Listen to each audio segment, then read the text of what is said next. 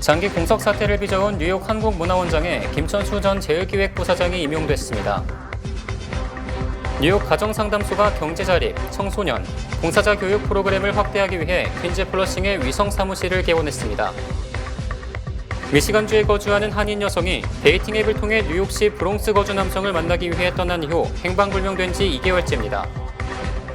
데이빗 뱅크스 뉴욕시 교육감이 난독증 학생들을 위한 파일럿 프로그램을 확대키로 결정했습니다. 이상은 TKC 뉴스데스크 오늘의 주요 소식입니다. 아름다운 제품에서부터 아름다운 사회를 만들기까지 키스는 뉴욕에서 시작하여 현재는 전 세계 12,000명의 직원들과 함께 끊임없이 도전하는 기업입니다. 사람을 생각하고 존중하는 기업. 키스는 한인들이 사회의 주인공이 될 수 있도록 든든한 버팀목이 되겠습니다. 글로벌 뷰티 기업 키스.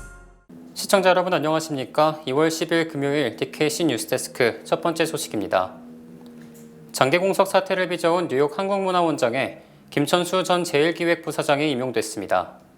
임명을 요구한 한국정부 고위 관계자는 지난달 30일께 뉴욕 한국문화원장에 김천수 전 제일기획부사장이 최종 임용됐으며 3월 초 뉴욕에 부임할 것이라고 밝혔습니다. 이에 따라 지난해 5월부터 10개월간 최연승 공보관 대행체제로 운영되어 온 뉴욕 한국문화원은 오승재, 조윤증 등에 이어 세 번째 민간인 전문가를 원장으로 맞이하게 됩니다. 김천수 신임 문화원장은 1963년생으로 서울 영동고와 고려대 신문방송학과를 졸업했으며 제일기획에 입사해 LA와 뉴욕 지사장, 미주 법인장 등을 거쳐 2006년 상무, 2008년 전무로 승진한 뒤 2012년 글로벌 담당 부사장 등을 거친 인물입니다. 특히 제일기획 퇴사 뒤 2017년 CJ그룹에 스카웃돼 CJ 라이브시티 건설을 주도한 인물로 올여름 개관을 앞둔 뉴욕 코리아 센터 운영에 있어 시너지 효과가 기대됩니다. 또 김 신임 문화원장은 20여 년간 제일기획에서 글로벌 업무를 담당했기 때문에 광범위한 네트워크를 발판으로 한류의 글로벌 전파에 적격이라는 평가를 받고 있습니다. 한편 지난 2018년 6월 첫 삽을 뜬 코리아 센터는 5년여 만인 올여름 완공을 앞두고 있으며 개관식에는 윤석열 대통령이 참석할 것이라는 기대도 낳고 있습니다. 뉴욕 가정상담소가 경제자립, 청소년, 봉사자 교육 프로그램을 확대하기 위해 퀸즈 플러싱의 위성 사무실을 개원했습니다. 가정상담소는 10일 퀸즈를 대표하는 정치인들과 주요 비영리 단체 대표들을 초청해 위성 사무실 오프닝을 축하하는 자리를 마련했습니다. 존 리오 뉴욕주 상원의원, 론김 뉴욕주 하원의원, 린다이, 샌드라 황 뉴욕시 의원은 이날 참석해 35년 가까이 한인사회 가정폭력 피해자들을 돕고 그들이 자립할 수 있도록 힘써온 가정상담소의 노력과 헌신을 격려했습니다. 가정상담소는 이 위성 사무실에서 경제자립, 청소년, 봉사자 교육 등의 프로그램을 체계적으로 진행할 계획이라고 소개했습니다. 저희가 하는 게 꼭 영어 클래스, 컴퓨터 클래스가 아닌 정말 직업을 가질 수 있게 할 수 있는 그런 프로그램들을 저희가 지금 개발을 하고 있고 그리고 그 개발을 해와 있거든요. 그래서 그거를 이 교실에서 할 예정이다. 퀵북스라든지 회계라든지 뭐 그런 재봉틀이라든지 그런 것들을 좀 더 저희가 활성화할 수 있게 이 사무실을 따로 이렇게 오픈하게 됐습니다. 이지혜 소장은 팬데믹으로 인해 경제적인 어려움도 있었고 이에 더해 가정폭력 피해자들은 경제적으로 자립하기가 매우 힘든 시간을 보내면서 이들에게 실질적인 도움을 제공하기 위해 상담소가 운영하는 각종 서비스와 프로그램을 확대하게 됐다고 설명했습니다. 많은 분들을 더 도와줄 수 있다는 게 너무 기쁘지만 한편으로는 우리 가정상담소의 꿈은 사실 다 닫아버리는 거예요. 그래서 그만큼 잘 자립을 하셔서 살 수 있도록 저희가 끝까지 함께 하겠습니다. 이날 참석자들은 가정폭력이 사라지는 그날까지 가정상담소의 끊임없는 노력과 왕성한 활동을 당부했습니다. 미시간주에 거주하는 한인 여성이 데이팅 앱을 통해 뉴욕시 브롱스 거주 남성을 만나기 위해 떠난 이후 행방불명된 지 2개월째입니다. 올해 39살 린김은 지난해 12월 31일 온라인 데이팅 앱 민미에서 친분을 쌓은 남성을 만나기 위해 집을 나섰습니다. 김 씨의 여동생과 전 남편의 만류에도 아이 셋을 놔둔 채 벤에 짐을 옮기고 뉴욕시로 출발했습니다. 이후 일주일 만에 김 씨의 소셜미디어 계정이 삭제되고 핸드폰 연결이 끊겨 그와의 연락이 두절됐습니다. 김 씨의 안위가 걱정된 가족과 친구들은 경찰에 신고했지만 현재까지 김 씨의 행방은 묘연한 상태입니다. 김 씨의 지인들은 김 씨가 데이트 앱으로 만난 뉴욕시 브롱스 출신의 조이라는 남성과 연락을 이어왔다고 말했습니다.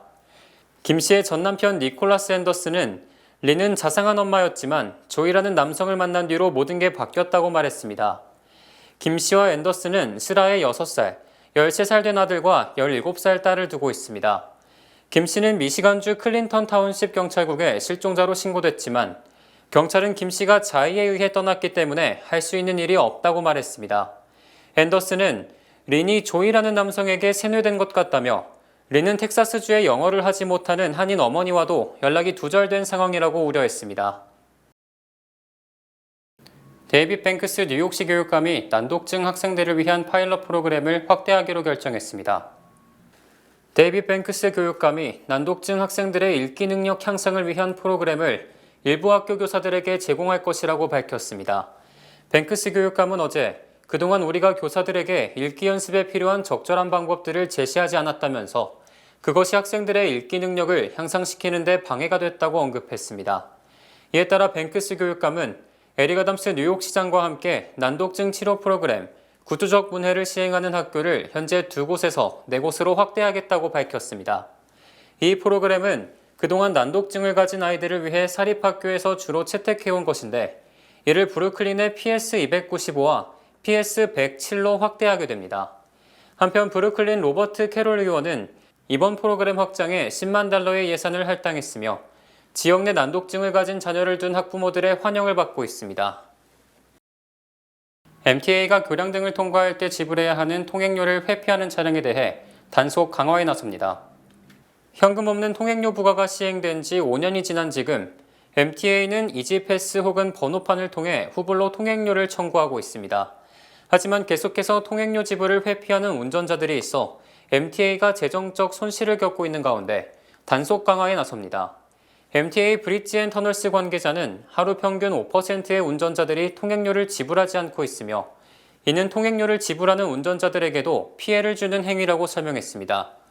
MTA 경찰은 어제 하루에만 32대의 통행료 회피 차량을 단속했고 이 중 28대가 브롱스 와이트스톤을 잇는 교량에서 단속됐습니다. 경찰은 이들 차량 중에 총 $6만 통행료를 지불하지 않은 차량도 있었고 압류된 차량들의 전체 미납 통행료는 거의 $90만 달한다고 밝혔습니다. MTA는 오픈로드 톨링을 시행한 이래로 지금까지 약 7,600대 이상의 차량을 통행료 회피로 압류했으며 압류된 차량 소유주들이 다시 차량을 운전하기 위해서는 밀린 통행료를 모두 지불해야 합니다.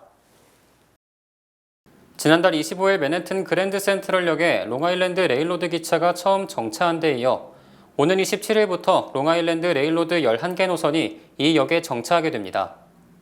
메트로폴리탄 교통공사는 오는 27일부터 맨해튼 그랜드 센트럴의 메디슨역에 롱아일랜드 레일로드 11개 노선이 운행하게 되며 하루 2역에 정차하는 롱아일랜드 레일로드 열차가 296대로 늘어난다고 밝혔습니다. 이에 따라 한인들이 가장 많이 이용하는 포트 워싱턴 출발, 베이사이드 플러싱을 거쳐 맨해튼으로 향하는 롱아일랜드 레일로드 열차도 27일부터 그랜드 센트럴역에 정차하게 돼 맨해튼 동부로의 이동이 손쉬워집니다. 또 맨해튼 방향의 오전 출근 시간대 운행률은 현재보다 40%, 포트 워싱턴 방향의 퇴근 시간대 운행률은 57%가 늘어나게 됩니다. 지금까지 롱아일랜드 레일로드 열차는 오로지 8애비뉴 펜스테이션역에만 정차해 롱아일랜드와 퀸즈 주민이 맨해튼 서부로 갈 경우 매우 편리했었지만 동부로 가기 위해서는 다시 지하철로 갈아타는 불편을 겪어야 했습니다. 메트로폴리탄 공사는 지난 15년간 $116억 투입해 그랜드 센트럴역 개보수 작업을 벌였으며 지난달 25일 자메이카발 맨해튼행 열차만 2역에 정차하는 등 소프트 오픈을 거쳐 27일 전 노선으로 전면 확대하는 것입니다. 지난해 뉴욕시 홈리스 사망자가 사상 최대를 기록하는 등 홈리스 문제가 심각한 상황으로 치닫고 있습니다. 뉴욕시 보건국과 홈리스국이 발표한 2022 회계연도 노숙자 현황에 따르면 지난 2021년 7월 1일부터 지난해 6월 30일까지 뉴욕시 쉘터 및 병원과 길거리 등에서 사망한 홈리스가 815명에 달했습니다. 이는 지난 2006년 홈리스 사망자 집계를 시작한 이후 가장 많은 것이며 전년도 764명보다 6.7%가 증가한 수치입니다. 또 지난 2007년 183명보다는 무려 4.5배 폭증한 것으로 홈리스를 사회 안전망내로 끌어들이는 특단의 대책이 필요한 시점입니다. 회계연도별 통계와 달리 지난해 한 해 홈리스 사망자는 684명이며 이 또한 2021년 한 해 640명보다 약 7%가 늘었습니다. 성별로는 남성이 543명으로 전체 사망자의 79%, 여성은 141명으로 조사됐고 전체의 48%인 329명이 약물 과다 복용으로 숨졌으며 이는 전년도보다 39% 증가한 것입니다. 또 지난해 퀸즈에서 사망한 홈리스가 113명에 달했으며 퀸즈 우드헤이븐이 18명, 엘머스트와 코로나가 각각 15명, 플러싱과 라커웨이가 각각 13명 등으로 집계됐습니다. 지난 2021년 자살률이 4년 만에 최고치를 기록했고 미국 원주민의 자살률이 가장 높았습니다. 연방센서스국은 지난 2021년 자살자가 48,183명으로 인구 10만 명당 14.1명이 스스로 목숨을 끊었다고 밝혔습니다. 특히 이는 전국 자살률이 2년간 연속 감소하다 상승한 것으로 최근 4년 내 가장 높은 것입니다. 또 연방질병통제예방센터가 2018년부터 2021년까지 4년간 자살 사례를 분석한 결과 아메리칸 인디언과 알래스카 원주민이 2021년 10만 명당 28.1명이 자살, 전년보다 26% 증가했고 미국 전체 평균의 2배에 달했습니다. 흑인도 전년보다 자살률이 19.2% 상승했으며 10세에서 24세까지 자살률은 36.6%나 증가했고 히스패닉도 자살률이 6.8% 상승한 반면 백인은 3.9% 하락했습니다. 미국이 중국이 미국 등 40개국에 스파이 풍선을 보내 정보를 수집해왔으며 이 같은 주권 침해 행위에 대해 강력히 대처하겠다고 밝혔습니다. 국무부는 성명을 통해 중국이 지구상 5개 대륙에 최소 40개국에 정보 수집용 스파이 풍선을 보냈으며 그 배후는 인민해방국이라고 지적하고 기상관측용 풍선에 장착되지 않는 장비들이 탑재돼 있었다고 밝혔습니다. 백악관도 어제 브리핑에서 미국에 대한 주권 침해를 절대로 용납하지 않겠다는 분명한 경고를 중국에 보냈다고 강조하고 기상관측용 풍선이 아닌 스파이 풍선은 격추시킬 권리가 있음을 재확인했습니다. 연방하원도 어제 스파이 풍선은 주권 침해라는 초당적 결의안을 만장일치로 채택하고 바이든 행정부에 힘을 실어줬습니다. 한편 스파이 풍선 잔해를 회수해 분석 중인 정부 관계자는 이 풍선이 첨단 장비로 신호 정보를 수집하고 있었으며 통신과 지리 정보 파악을 위한 다중 안테나, 다중능동 정보 수집 센서 및 전력을 생산하는 태양광 패널 등이 장착돼 있었다고 밝혔습니다. 또 이 스파이 풍선 생산업체가 중국군 승인을 받은 업체로 중국군 등 관련 기관에 대한 제재를 단행할 계획입니다. 마이크 펜스 전 부통령이 지난 2021년 1월 연방의회 난동사태 조사와 관련해 특별검사의 소환장을 받은 것으로 확인됐습니다. 책 스미스 특별검사는 펜스 전 부통령에게 트럼프 전 대통령과 그의 지지자들이 2020년 대선 결과를 뒤집으려 한 사건과 관련해 진술 및 문서를 제출하라는 소환장을 보냈습니다. 이 소환장은 특별검사팀과 펜스 전 부통령의 법률자문팀 간의 수개월간의 협상 끝에 나온 것입니다. 이에 앞서 펜스 전 부통령은 연방의회 차원의 의회 난동 사태 조사에는 조사 의도가 정치적이라는 이유로 소환을 거부했습니다. 하지만 펜스 전 부통령은 연방정부가 임명한 특검 조사에서는 적극적으로 임해서 자신의 결백을 밝히겠다는 입장으로 전해졌습니다. 펜스 전 부통령은 대선 결과를 인증하는 상하원 합동회의에서 바이든 당선을 선언함으로써 트럼프 전 대통령으로부터 배신자라는 비판을 받는 등 헌법을 지키려 한 것으로 평가받고 있습니다. 지난해 11월 임명된 스미스 특검은 트럼프 전 대통령의 기밀 문서 유출 등도 조사하고 있으며 펜스 전 부통령도 사저에서 기밀 문서가 발견됨에 따라 이 부분도 조사를 받을 것으로 보입니다. 미국 경제가 침체를 모면하는 것은 물론 오히려 경기가 반등할 가능성도 점쳐지고 있습니다. 뉴욕타임스는 노동시장이 호황이며 주택시장도 안정세를 보임에 따라 경기 후퇴 예측을 철회하는 시각이 생겨나고 있으며 후퇴는커녕 오히려 경제 성장세가 더 강해질 수 있다고 지적했습니다. 뉴욕타임스는 1월 일자리가 전달보다 2배 정도 늘었고 실업률이 54년 만에 최저를 기록했으며 시간당 임금 상승률이 물가 상승률을 앞질렀기 때문에 소비 증가로 이어질 수 있다고 진단했습니다. 모기지 대출금리도 지난 2일 5.99%로 5%대로 하락했고 주택 수요와 판매가 늘고 있으며 수매 판매 역시 2달째 1%대 증가세를 보였습니다. 이처럼 미국 경제가 강하게 되살아나면서 과연 연준은 어느 수준으로 금리를 유지해야 하는지 고심하고 있으며 경제가 살아난다면 인플레이션 둔화 속도는 느려질 수 있으므로 고금리는 상당 기간 유지될 것으로 전망됩니다. 연준 고위 인사들이 물가를 연준 목표치인 2%로 잡을 때까지 금리 인상을 계속해야 한다는 주장을 펼치고 있습니다. 토마스 바킨 리치먼드 연방준비은행 총재는 어제 지난 3개월간 월간 물가 지표가 긍정적이었지만 이런 현상이 지속되리란 보장이 없다며 금리를 계속 올려야 한다고 강조했습니다. 바킨 총재는 물가가 통제권에 들어왔다는 확신을 가질 때까지는 아직 갈 길이 멀다. 인플레이션과 싸우는 기조를 유지할 필요가 있다며 기존 스탠스를 유지하자고 주장했습니다. 바킨 총재는 수요가 둔화되긴 했지만 아직 활기가 있으며 노동시장도 건강하다. 따라서 물가가 정점을 지난 것처럼 보이지만 아직도 높은 수준이라며 금리 인상 필요성을 설명했습니다. 이에 앞서 제롬 파월 연준 의장도 지난 7일 지표가 예상보다 강하고 연준의 전망치를 초과하면 금리를 올려야 한다. 물가 안정에 상당한 진전이 있지만 고용시장이 강하거나 물가가 오르면 금리를 더 올려야 한다고 말했습니다. 이처럼 파월 의장의 금리 계속 인상 발언에도 불구하고 시장에서는 이를 믿지 않는 분위기가 확산되자 연준 인사들이 잇따라 금리 인상 당위성을 주장한 것으로 풀이됩니다. 구조 작업이 더딘 시리아에서는 지진 여파로 댐에 금이 가면서 마을이 물에 잠겼습니다. 뒤늦게 유엔에서 구호 물자가 도착했지만 정작 사람들한테 필요한 물품은 많지 않았습니다. 문준모 기자가 전합니다. 지진 피해가 막심한 시리아 북서부 이들리브주의 한 마을이 물바다로 변했습니다. 지진 충격으로 근처 댐에 금이 간 겁니다. 그나마 지진을 버텨낸 건물들까지 물에 잠기면서 복구 작업은 엄두도 못 내고 있습니다. الضيعات ما ظل غير الشباب اللي بتمشي اللي خارج تسبح النسوان الاولاد الكبير بالعمر كلها طلعت.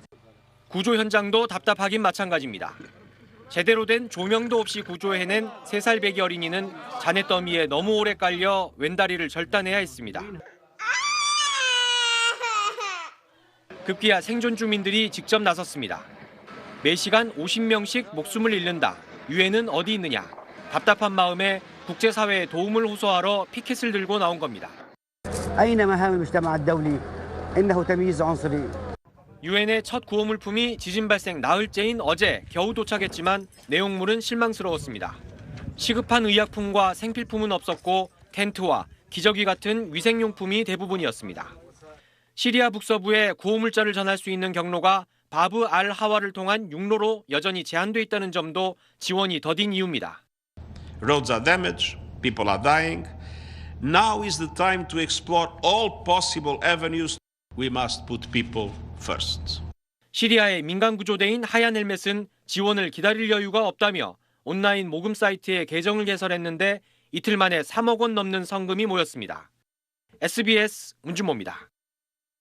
이틀 전 북한 열병식에서 신형 대륙간 탄도미사일로 추정되는 무기가 공개됐는데요. 북한의 영상 공개 직후 SBS가 마크 에스퍼 전 미 국방장관에게 직접 북한의 전략에 대해 물었습니다. 에스퍼 전 장관은 ICBM 관련 북한의 역량이 커지고 있다는 점을 분명히 했습니다. 김수영 기자가 전합니다. 고체 연료 추정 ICBM 대륙간 탄도미사일부터 11기 이상의 화성 17형 ICBM, 북한판 이스칸데르로 불리는 KN-23까지 어제 북한이 열병식에서 선보인 전력에 대해 미 국무부는 구체적 언급을 피했습니다. These are propaganda exercises on the part of the DPRK, but I'm not going to comment on it. 전임 미 트럼프 정부 군사사령탑으로 북한의 전력 분석에 정통한 마크 에스퍼 전 미국 국방장관에게 직접 열병식에 대해 물어봤습니다. How do you evaluate this military parade? We did see this ICBM, solid-fueled ICBM, by the way, which appears to be bigger. So they are continuing to expand their capacity and their capabilities. 이는 어제 북한의 신무기가 고체 연료 ICBM이며 몇 달 안에 시험 발사를 할 수도 있다는 미국 전문가들의 분석과 맥을 같이 합니다. 그러면서 북핵 위협에 맞서는 가장 강력한 수단은 미국의 확장 억제 정책이라고 강조했습니다. The United States has the capability to deploy its nuclear weapons effectively with regard to extended deterrence for our allies. 최근 미국이 핵 탑재가 가능한 전략 폭격기를 한반도에 자주 보내는 것도 확장 억제 능력을 보여주기 위한 거라고 설명했습니다. I think the most apparent deployable in a sense of would be obvious to both South Korea and North Korea is our strategic bomber fleet. Those send the right signals of our ability. 한국의 자체 핵무장에 대해선 부정적이었습니다. It would incur some degree of diplomatic pushback from the international community, some economic issues. So I think you have to weigh out the cost and benefits. And at this point in time, 워싱턴 일각에서는 장기적으로 한국의 전술핵 재배치가 필요하다는 말도 나오지만 자체 핵무장은 현실성이 떨어진다는 입장이 여전히 우세합니다. SBS 김수영입니다. 주요 단신 전해드립니다. 뉴욕시 최악의 시장이라는 비판을 받고 있는 디 블라지오 전 시장이 바이든 행정부의 노동부 장관이 되기 위해 로비를 벌이고 있다고 뉴욕포스트가 오늘 보도했습니다. 앤드류 쿠오모 전 뉴욕주 지사가 바이든 행정부가 적절한 대책도 없이 남부국경을 사실상 개방함으로써 뉴욕시를 혼란에 빠뜨리고 있다며 강도 높게 비판했습니다. 야후 뉴스 설문조사 결과 내년 공화당 대선 경선 때 양자 대결을 한다면 론 드샌티스 플로리다 주지사가 45%의 지지를 얻어 41%에 그친 트럼프 전 대통령을 앞서는 것으로 나타났습니다.